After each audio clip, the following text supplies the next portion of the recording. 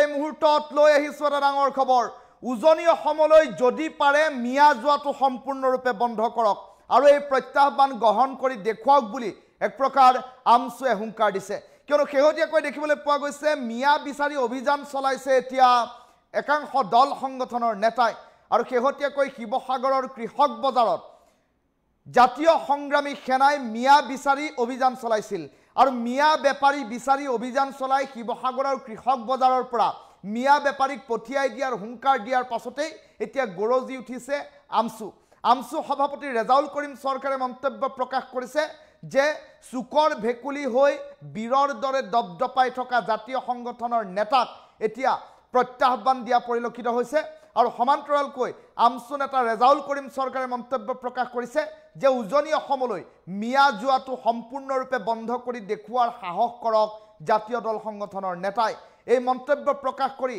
আমছু এক প্ৰকাৰ গৰ্জন আৰম্ভ কৰা পৰিলক্ষিত হৈছে এই ডাঙৰ খবৰটো টাইমিটৰ দৰ্শকসকলক এই মুহূৰ্তত জনাইছো মিয়া বিচাৰি অভিযান চলোৱা সকলো নেতা পৰিব বিপদত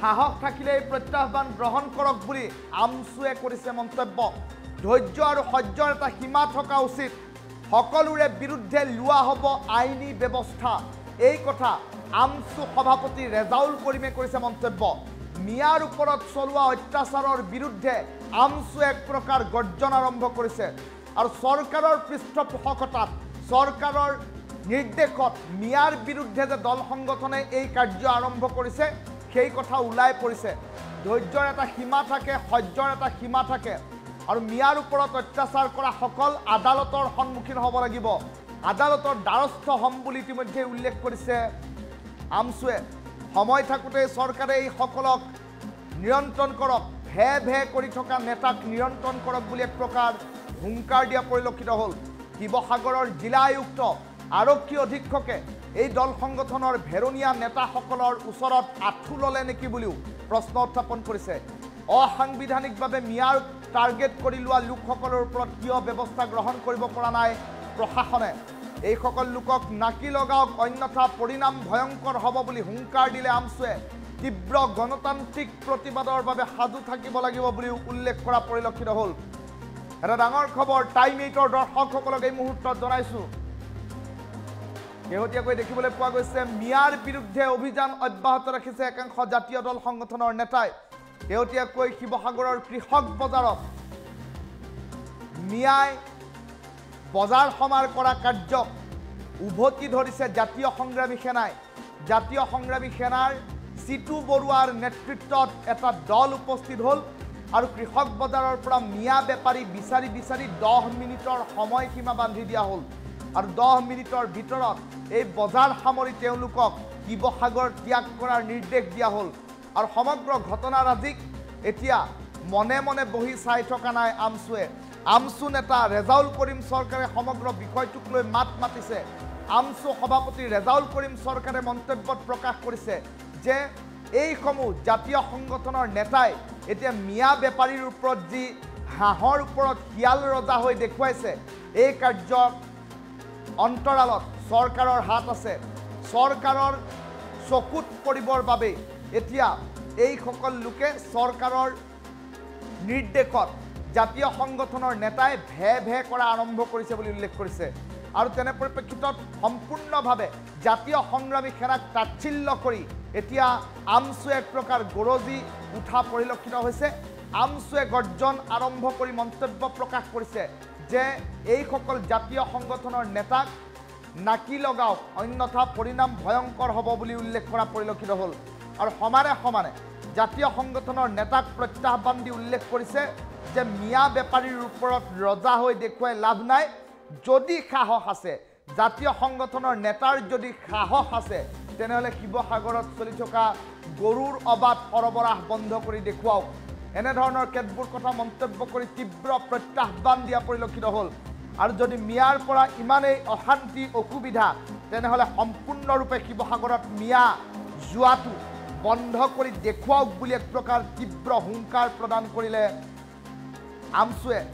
আমছু নেতা ৰেজাউল কৰিম চৰকাৰে আন কেতবোৰ মন্তব্য প্ৰকাশ কৰি এতিয়া জাতীয় সংগ্ৰামী সেনা আৰু সমান্তৰালকৈ মিয়াৰ বিৰুদ্ধে সততেই অভিযান চলাই থকা এইসকল নেতাৰ বিৰুদ্ধে এক প্ৰকাৰ গৰ্জন আৰম্ভ কৰাৰ বাতৰি এই মুহূৰ্তত আহি পৰিছে।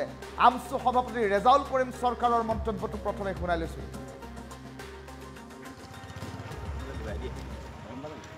সমগ্ৰ ঘটনাবিলাক যিবিলাক ঘটনা আজি উজনি অসমৰ বিশেষকৈ শিৱসাগৰ জিলাত ঘটোৱা হৈ আছে, এইবিলাক অসম চৰকাৰৰ নেতৃত্বত ঘটোৱা হৈছে, স্পষ্টভাৱে অভিযোগ কৰিছোঁ।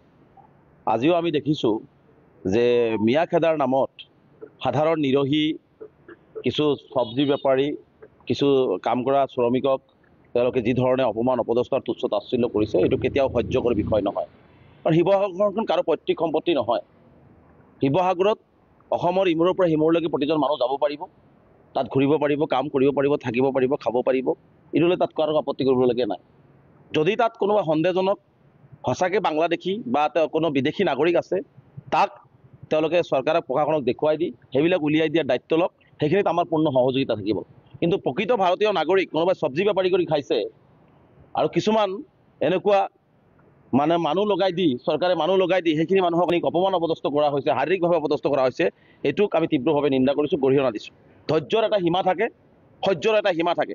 মুখ্যমন্ত্ৰী ডাঙৰীয়াক স্পষ্ট ভাষাত কৈছোঁ যে আপুনি যে কিছুমান বেপাৰী নমাই দিছে, বিজেপি চৰকাৰে যে বেপাৰী নমাই দিছে, আচলতে অসমখনত কি আপোনালোকে আচলতে সংঘাত বিচাৰি আছে নেকি? অসমখনক অশান্ত কৰিব বিচাৰি আছে নেকি?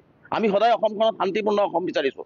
আমি সদায় শিৱসাগৰ, ধুবুৰী, তিনিচুকীয়া, কৰিমগঞ্জ আমি কেতিয়াও অসমৰ বাহিৰ বুলি নাভাবোঁ। আমি সকলোৱে অসমৰ বাসিন্দা। আমি স্পষ্টভাৱে মুখ্যমন্ত্ৰী ডাঙৰীয়াক কৈছোঁ যে আপুনি এনেকুৱা ধৰণৰ ভে কৰি থকা এই যিবিলাক মানুহক আপুনি নমাই দিছে, যিবিলাক বীৰত্ব দেখুৱাইছে দুৰ্বল শ্ৰেণীৰ ওপৰত, এইবিলাক বীৰত্ব দেখুওৱা বীৰ নহয়, চুকৰ ভেকুলী এইবিলাক। সেই চুকৰ ভেকুলীবিলাকক নমাই অসমখন অশান্ত নকৰিব। আৰু মই অসমৰ বুদ্ধিজীৱী সমাজ, সংবাদ মাধ্যম, অসমৰ ৰাজনৈতিক সকলো ব্যক্তিক আহ্বান জনাইছোঁ যে শিৱসাগৰত যি ধৰণে কেইটামান সংগঠনৰ নাম দি কেইটামান ব্যক্তিয়ে যি ধৰণে আচলতে মানুহৰ লগত ব্যৱহাৰ কৰিছে, মানুহক যি ধৰণে অসমৰ পৰিৱেশ কিন্তু বিনষ্ট কৰিব। গতিকে আমি কেতিয়াও অসমৰ পৰিৱেশ বিনষ্ট হোৱাটো নিবিচাৰোঁ। আমি সকলোৱে শান্তিৰ অসম বিচাৰোঁ, মিলাপ্ৰীতিৰ অসম বিচাৰোঁ, সমন্বয়ৰ অসম বিচাৰোঁ। গতিকে তেনেকুৱা অসমৰ এই ধৰণৰ কাম কৰা ব্যক্তিসকলৰ বিৰুদ্ধে কঠোৰ ব্যৱস্থা গ্ৰহণ কৰিব লাগে। আৰু শিৱসাগৰৰ বিশেষকৈ শিৱসাগৰ জিলা আয়ুক্ত, শিৱসাগৰৰ আৰক্ষী অধীক্ষকগৰাকীয়ে আচলতে তেওঁলোকৰ ওচৰত আঁঠু লৈছে নেকি? চৰকাৰখনৰ গৃহ বিভাগে সেই শিৱসাগৰৰ কেইজনমান ধূৰ্তৰ ওচৰত আঁঠু লৈছে নেকি? যিসকল মানুহে এটাৰ পিছত এটা এনেকুৱা ধৰণে মানুহক, নিৰহী মানুহক মিয়া নাম দি, সন্দেহজনক নাম দি ভাৰতীয় নাগৰিকক অত্যাচাৰ কৰি আছে আৰু সেইসকলৰ বিৰুদ্ধে কোনো ব্যৱস্থা গ্ৰহণ কৰা হোৱা নাই। গৃহ বিভাগ নাই নেকি? আজি অসমখনত এনেকুৱা ধৰণৰ এটা পৰিৱেশ ৰচনা কৰা হৈছে, অসমীয়া হোৱাৰ পিছত, ভাৰতীয় নাগৰিক হোৱাৰ পিছত তেওঁলোকে এনেকুৱা ধৰণৰ অত্যাচাৰ কৰি আছে। আমি স্পষ্টভাৱে কৈছোঁ যে আমি বিচাৰিছোঁ সকলো অঞ্চলত গৈ কাম কৰি খাওক, সকলোৱে সকলোৰ অঞ্চলত গৈ ঘূৰি ফুৰক, সেইটো আমি সকলোৱে বিচাৰোঁ, এইটো সাংবিধানিক অধিকাৰ। গতিকে তাত যদি কোনোবাই এনেকুৱা ধৰণৰ বাধা দি শ্ৰমিকক বাধা দিব, ইটা ভাড়াত কাম কৰিব শ্ৰমিকক বাধা দিব, যদি আপোনালোকে শ্ৰমিকক বাধা দিব লাগে, মুখ্যমন্ত্ৰী ডাঙৰীক স্পষ্ট কৰিছোঁ, আপুনি কৈ দিয়ক না যে শিৱসাগৰৰ জিলাৰ বাহিৰে বেলেগ জিলাৰ মানুহ যাব নালাগে, বেলেগ জিলাৰ মানুহ যাব নোৱাৰিব। কেবিনেটত আপুনি কেইবাটাও আইন পাছ কৰিছে, আইন পাছ কৰক যে শিৱসাগৰত কোনো মানুহ শিৱসাগৰ জিলাৰ বাহিৰে যাব নোৱাৰিব। শিৱসাগৰখনেই অসম নেকি? শিৱসাগৰখন অসমৰ বাহিৰত নেকি যে অসমৰ মানুহ শিৱসাগৰত যাব নোৱাৰিব? আজি যিসকল মানুহে আজি ইটা ভাড়াত কাম কৰিব লৈ যায়, তেওঁলোকেতো খোজকাঢ়ি যোৱা নাই। কিয় ইটা ভাড়াত শ্ৰমিকক কাম কৰিবলৈ লৈ যোৱা হয়? কিয় লৈ যোৱা হয়? কিয় নামনি অসমৰ পৰা তেওঁলোকে মানুহক কাম কৰিবৰ কাৰণে লৈ যোৱা হয়? গতিকে যদি এই বীৰত্ব দেখুওৱাৰ পৰিৱৰ্তে নিজেও কাম নকৰিব, আনকো কাম কৰি খাবলৈ নিদিব বা আনকো যাবলৈ নিদিব, নিজৰ আনকৰ স্বাধীনতাক তেওঁলোকে খৰ্ব কৰিব, এইটো হ'ব নোৱাৰে। গতিকে স্পষ্টকৈ কৈছোঁ, অসমৰ বিভিন্ন প্ৰান্তত বিভিন্ন মানুহ যাব, তাত যদি এনেকুৱা ধৰণৰ অসুবিধা, এনেকুৱা ধৰণৰ অত্যাচাৰ চলায়, পৰৱৰ্তী পৰ্যায়ত কিন্তু আমিও গণতান্ত্ৰিকভাৱে কিন্তু আন্দোলনৰ কাৰ্যসূচী ল'বলৈ বাধ্য হ'ম। আমিও কিন্তু চূড়ান্ত কিছু সিদ্ধান্ত ল'বলৈ বাধ্য হ'ম। সমগ্ৰ ঘটনাবিলাক যিবিলাক ঘটনা আজি উজনি অসমৰ বিশেষকৈ শিৱসাগৰ জিলাত ঘটোৱা হৈ আছে, এইবিলাক অসম চৰকাৰৰ নেতৃত্বত ঘটোৱা হৈছে, স্পষ্টভাৱে অভিযোগ কৰিছোঁ। আজিও আমি দেখিছোঁ যে মিয়া খেদাৰ নামত সাধাৰণ নিৰহী কিছু চব্জি বেপাৰী, কিছু কাম কৰা শ্ৰমিকক তেওঁলোকে যি ধৰণে অপমান অপদস্থ তুচ্ছ তাচ্ছিল্য কৰিছে, এইটো কেতিয়াও সহ্যকৰ বিষয় নহয়। কাৰণ শিৱসাগৰখন কাৰো পৈতৃক সম্পত্তি নহয়। শিৱসাগৰত অসমৰ ইমূৰৰ পৰা সিমূৰলৈকে প্ৰতিজন মানুহ যাব পাৰিব, তাত ঘূৰিব পাৰিব, কাম কৰিব পাৰিব, থাকিব পাৰিব, খাব পাৰিব, এইদৰে তাত কাৰো আপত্তি কৰিবলগীয়া নাই। যদি তাত কোনোবা সন্দেহজনক সঁচাকৈ বাংলাদেশী বা কোনো বিদেশী নাগৰিক আছে, তাক তেওঁলোকে চৰকাৰক প্ৰশাসনক দেখুৱাই দি সেইবিলাক উলিয়াই দিয়াৰ দায়িত্ব লওক, সেইখিনিত আমাৰ পূৰ্ণ সহযোগিতা থাকিব। কিন্তু প্ৰকৃত ভাৰতীয় নাগৰিক কোনোবাই চব্জি বেপাৰী কৰি খাইছে আৰু কিছুমান এনেকুৱা মানে মানুহ লগাই দি চৰকাৰে মানুহ লগাই দি সেইখিনি মানুহক অপমান অপদস্থ কৰা হৈছে, শাৰীৰিকভাৱে অপদস্থ কৰা হৈছে। এইটোক আমি তীব্ৰভাৱে নিন্দা কৰিছোঁ, গৰিহণা দিছোঁ। ধৈৰ্যৰ এটা সীমা থাকে, সহ্যৰ এটা সীমা থাকে। মুখ্যমন্ত্ৰী ডাঙৰীয়াক স্পষ্ট ভাষাত কৈছোঁ যে আপুনি যে কিছুমান বেপাৰী নমাই দিছে, চৰকাৰ বিজেপি চৰকাৰে যে বেপাৰী নমাই দিছে, আচলতে অসমখনত কি আপোনালোকে আচলতে মানে সংঘাত বিচাৰি আছে নেকি? অসমখনক অশান্ত কৰিব বিচাৰি আছে নেকি? আমি সদায় অসমখনত শান্তিপূৰ্ণ অসম বিচাৰিছোঁ। আমি সদায় শিৱসাগৰ, ধুবুৰী, তিনিচুকীয়া, কৰিমগঞ্জ আমি কেতিয়াও অসমৰ বাহিৰ বুলি নাভাবোঁ। আমি সকলোৱে অসমৰ বাসিন্দা। আমি স্পষ্টভাৱে মুখ্যমন্ত্ৰী ডাঙৰীয়াক কৈছোঁ যে আপুনি এনেকুৱা ধৰণৰ ভে কৰি থকা এই যিবিলাক মানুহক আপুনি নমাই দিছে, মানে যিবিলাক বীৰত্ব দেখুৱাইছে দুৰ্বল শ্ৰেণীৰ ওপৰত, এইবিলাক বীৰত্ব দেখুওৱা বীৰ নহয়, চুকৰ ভেকুলী এইবিলাক। সেই চুকৰ ভেকুলীবিলাকক নমাই অসমখন অশান্ত নকৰিব। আৰু মই অসমৰ বুদ্ধিজীৱী সমাজ, সংবাদ মাধ্যম, অসমৰ ৰাজনৈতিক সকলো ব্যক্তিক আহ্বান জনাইছোঁ যে শিৱসাগৰত যি ধৰণে কেইটামান মানে সংগঠনৰ নাম দি কেইটামান ব্যক্তিয়ে যি ধৰণে আচলতে মানুহৰ লগত ব্যৱহাৰ কৰিছে, মানুহক যি ধৰণে অসমৰ পৰিৱেশ কিন্তু বিনষ্ট কৰিব। গতিকে আমি কেতিয়াও অসমৰ পৰিৱেশ বিনষ্ট হোৱাটো নিবিচাৰোঁ। আমি সকলোৱে শান্তিৰ অসম বিচাৰোঁ, মিলাপ্ৰীতিৰ অসম বিচাৰোঁ, সমন্বয়ৰ অসম বিচাৰোঁ। গতিকে তেনেকুৱা অসমত এই ধৰণৰ কাম কৰা ব্যক্তিসকলৰ বিৰুদ্ধে কঠোৰ ব্যৱস্থা গ্ৰহণ কৰিব লাগে। আৰু শিৱসাগৰৰ বিশেষকৈ শিৱসাগৰ জিলা আয়ুক্ত, শিৱসাগৰৰ আৰক্ষী অধীক্ষকগৰাকীয়ে আচলতে তেওঁলোকৰ ওচৰত আঁঠু লৈছে নেকি? চৰকাৰখনৰ গৃহ বিভাগে সেই শিৱসাগৰৰ কেইজনমান ধূৰ্তৰ ওচৰত আঁঠু লৈছে নেকি? যিসকল মানুহে এটাৰ পিছত এটা এনেকুৱা ধৰণে মানুহক, নিৰহী মানুহক মিয়া নাম দি, সন্দেহজনক নাম দি ভাৰতীয় নাগৰিকক অত্যাচাৰ কৰি আছে, আৰু সেইসকলৰ বিৰুদ্ধে কোনো ব্যৱস্থা গ্ৰহণ কৰা হোৱা নাই। গৃহ বিভাগ নাই নেকি? আজি অসমখনত এনেকুৱা ধৰণৰ এটা পৰিৱেশ ৰচনা কৰা হৈছে, অসমীয়া হোৱাৰ পিছত, ভাৰতীয় নাগৰিক হোৱাৰ পিছত তেওঁলোকে এনেকুৱা ধৰণৰ অত্যাচাৰ কৰি আছে।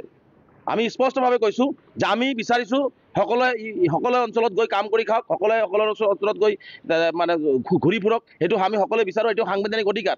গতিকে তাত যদি কোনোবাই এনেকুৱা ধৰণৰ বাধা দি শ্ৰমিকক বাধা দিব, ইটা ভাড়াত কাম কৰিব যোৱা শ্ৰমিকক বাধা দিব, যদি আপোনালোকে শ্ৰমিকক বাধা দিব লাগে, মুখ্যমন্ত্ৰী ডাঙৰীয়াক স্পষ্ট কৰিছোঁ, আপুনি কৈ দিয়ক না যে শিৱসাগৰৰ জিলাৰ বাহিৰে বেলেগ জিলাৰ মানুহ যাব নালাগে, বেলেগ জিলাৰ মানুহ যাব নোৱাৰিব। কেবিনেটত আপুনি কেইবাটাও আইন পাছ কৰিছে, আইন পাছ কৰক যে শিৱসাগৰত কোনো মানুহ শিৱসাগৰ জিলাৰ বাহিৰে যাব নোৱাৰিব। শিৱসাগৰখনেই অসম নেকি? শিৱসাগৰখন অসমৰ বাহিৰত নেকি যে অসমৰ মানুহ শিৱসাগৰত যাব নোৱাৰিব? আজি যিসকল মানুহে আজি ইটা ভাড়াত কাম কৰিব লৈ যায়, তেওঁলোকেতো খোজকাঢ়ি যোৱা নাই। কিয় ইটা ভাড়াত শ্ৰমিকক কাম কৰিবলৈ লৈ যোৱা হয়? কিয় লৈ যোৱা হয়? কিয় নামনি অসমৰ পৰা তেওঁলোকে মানুহক কাম কৰিবৰ কাৰণে লৈ যোৱা হয়? গতিকে যদি এই বীৰত্ব দেখুওৱাৰ পৰিৱৰ্তে নিজেও কাম নকৰিব, আনকো কাম কৰি খাবলৈ নিদিব বা আনকো যাবলৈ নিদিব, আনকৰ স্বাধীনতাক তেওঁলোকে খৰ্ব কৰিব, এইটো হ'ব নোৱাৰে। গতিকে স্পষ্টকৈ কৈছোঁ, অসমৰ বিভিন্ন প্ৰান্তত বিভিন্ন মানুহ যাব, তাত যদি এনেকুৱা ধৰণৰ অসুবিধা, এনেকুৱা ধৰণৰ অত্যাচাৰ চলায়, পৰৱৰ্তী পৰ্যায়ত কিন্তু আমিও